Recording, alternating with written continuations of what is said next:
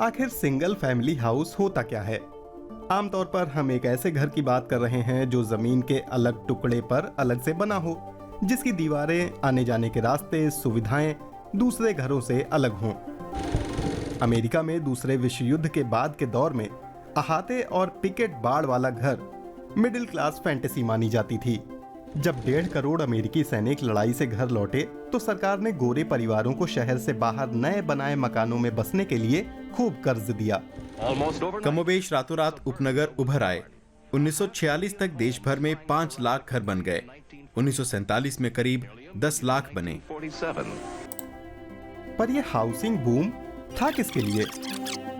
सरकार ने गोरे परिवारों को उदार कर्ज की गारंटी दी। ये गोरे परिवार उपनगरों में जा बसे। देखते देखते और परिवार वहां आने लगे। इस महापलायन के पीछे एक एंटी अर्बन यानी शहर विरोधी भावना भी काम कर रही थी। दक्षिण से अफ्रो अमेरिकी लोगों का आंदोलन मुख्य शहरों का रुख कर रहा था। डॉक्टर हार्ली एटियन अर्बन प्लानिंग के प्रोफेसर हैं। इन सब के पीछे अघोषित नस्लवाद काम कर रहा था। शहरों के केंद्रों में बसने से बेरुखी पनपने लगी थी। इससे दरअसल शहरों में विनिवेश और उपनगरों में निवेश का दुष्चक्र बन गया और सब अर्बन इलाकों का विस्तार होने लगा। उपनगरीय इलाकों की ओर गोरों के पलायन को व्हाइट फ्लाइट नाम दिया गया और क्योंकि सार्वजनिक सेवाएं ज्यादातर संपत्ति करों से मिली राशि से चलती हैं, तो शहरों के अंदरूनी इलाकों में रहने वाले लोग इन सेवाओं से महरूम होते गए। उधर विकासशील दुनिया के कई देशों में दूसरे विश्व युद्ध के खात्मे का मतलब था आजादी। ये देश भी अपने शहरों को आधुनिक बनाने लगे। थाईलैंड जैसे देशों में भी जो कभी सीधे उपनिवेश नहीं रहे, प्रेरणा का स्रोत पश्चिम ही था। आधुनिक शहरों में मिडिल क्लास मकानों का पैटर्न और उनका डिजाइन पश्चिमी संस्कृति से लिया गया था। अमाटा जंतरंगसी समाजशास्त्री हैं जिनकी रिसर्च थाईलैंड में हाउसिंग पर केंद्रित है। ये मॉडर्न घरों या अंग्रेजी स्टाइल वाले घरों की तरह थे, जिनसे शान शौकत और ऊंचे दर्जे की झलक मिलती थी। और इसीलिए सिंगल फैमिली मकान धन दौलत का वैश्विक ट्रेडमार्क बन गया। अमेरिका में 14 करोड़ हाउसिंग यूनिटों में से करीब 8.5 करोड़ मकान सिंगल फैमिली वाले हैं। क्रोएशिया में करीब 70% आबादी अलग अलग घरों में रहती है। यूरोप में सबसे ज्यादा प्रतिशत यहीं का है। लेकिन धरती के लिए यह संख्या डरावनी है। निर्माण कार्य से अकेले टनों CO2 उत्सर्जित होती है। कच्चे माल से लेकर माल ढुलाई और ऊर्जा की भारी खपत तक। अध्ययन दिखाते हैं कि एक सिंगल फैमिली मकान बनाने में प्रति वर्ग मीटर करीब 385 किलो CO2 निकलती है।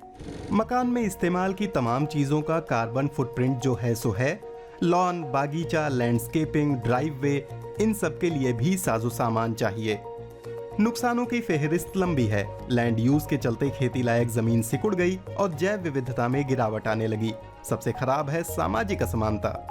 क्या इस बात का कोई मतलब है कि एक अकेला व्यक्ति 5000 वर्ग फुट के मकान में रहे, जबकि कई सारे लोग उससे भी बहुत कम जगह में रहते हैं, जैसे कि मनीला, हांगकांग या बांग्लादेश में? तो यथास्थिति बदलना इतना मुश्किल क्यों है? दरअसल बात यह है कि हाउसिंग एक गहरा राजनीतिक मुद्दा है। अर्बन प्लानिंग में जोनिंग वो नियम हैं जो जमीन का उपयोग निर्धारित करते हैं, क्या और कैसे। और ये नियम बनाता कौन है? नेता लोग। कई अमेरिकी शहरों के खास इलाकों में सिंगल फैमिली घरों के अलावा और कुछ बनाना अवैध है। जैसे कैलिफोर्निया के सैन होजे में 94% रिहायशी जमीन एकल घरों के लिए चिन्हित है और लॉस एंजलिस में 75%। कमोबेश आधा जकार्ता कम ऊंचाई वाली इमारतों के लिए चिन्हित है। इनमें से अधिकांश पर एकल घर हैं।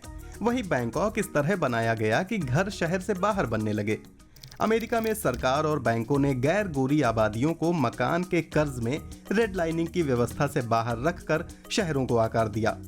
रेड लाइनिंग व्यवस्था बुनियादी तौर पर यही कहती है कि मकान का कर्ज ये देखकर मिलेगा कि वहाँ रहता कौन है। अगर उस इलाके में अधिकांश अफ्रीकी अमेरिकी समुदायों के लोग रहते हैं तो उसे लाल निशान मिलेगा, यानी बैंक भी उन इलाकों में कर्ज नहीं देंगे। लेकिन गोरों की आबादी वाले इलाकों में मकानों के लिए आराम से कर्ज मिल जाएगा। जोहानिसबर्ग, ढाका और जकार्ता जैसे शहरों में उपनिवेशी दौर की याद दिलाते ऐसे ही खास चिन्हित इलाके मौजूद हैं, जिन पर झुग्गियां और अलग थलग बंद बस्तियां बनी हैं। खराब जोनिंग के चलते मकानों की किल्लत से शहरों में घरों के किराए आसमान छूने लगे हैं। इसलिए जोनिंग कानून में सुधार ज्यादा बराबरी वाली हाउसिंग की दिशा में एक बड़ा कदम होगा। जैसे मिनियापोलिस मिनीसोटा ने 2018 में सिंगल फैमिली जोनिंग से किनारा कर लिया, सैन फ्रांसिस्को भी तैयार है। लेकिन हम सिर्फ जोनिंग को ही कसूरवार नहीं ठहरा सकते। बहुत सारे प्लानर कहते हैं कि मिसिंग मिडल के निर्माण की जरूरत है, मतलब डुप्लेक्स और टाउन हाउस जैसी सिंगल फैमिली आवासीय इमारतों से है जो लोकल रिटेल और पब्लिक ट्रांसपोर्ट वाली वॉकेबल कम्युनिटीज के लिए मददगार हों। हर एक प्लानर आपको यही बताएगा कि हाउसिंग का मतलब सिर्फ मकान नहीं, इसका संबंध सार्वजनिक परिवहन में सुधार, स्कूलों का निर्माण और पर्याप्त उपयोग में न आने वाले अर्बन इलाकों के विकास से भी है। हमें अपना उपभोक्तावाद भी जांचना होगा और उन दमन वाले सिस्टमों का विरोध करना होगा जो हाशिए के लोगों की कीमत पर सत्ताधीशों के हित बनाए रखते हैं। अगर सामाजिक भेदभाव और नाइंसाफी ना रहे तो जो हम करने को तत्पर हैं उस पर सर्वसम्मति बना पाना ज्यादा आसान होगा। सिटी स्टेट सिंगापुर 144 साल तक ब्रिटिश कॉलोनी था। अर्बन प्लानिंग का गोल्डन चाइल्ड कहे जाने वाले देश में 80% से ज्यादा आबादी ऊंची आवासीय इमारतों में रहती है। आस पड़ोस पैदल चलने वालों और पब्लिक ट्रांसपोर्ट के लिहाज से बना है। कार खरीदने के लिए बहुत सारा टैक्स चुकाना होता है ताकि लोग अपना निजी वाहन रखने से बचें। सिंगापुर एक छोटा सा द्वीप है। 90% जमीन सरकार की है। सरकारी नियम कायदों की सख्ती की बदौलत सारे उपाय कारगर रहे।